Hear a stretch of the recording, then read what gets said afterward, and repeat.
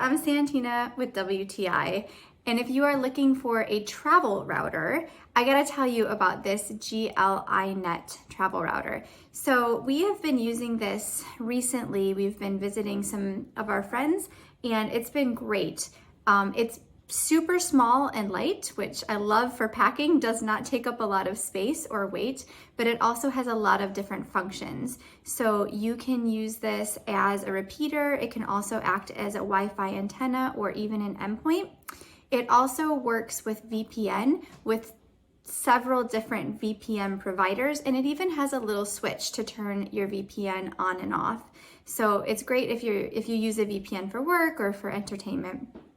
Also, to get your power, this uses a USB-C. So any of your laptop, phone chargers should be able to work. You can even use it plugged into your computer via a USB-C. So overall, I think this is great. We've been using it on a main level home, and it even reaches the basement. So it really works well, and I highly recommend it. That's my point of view.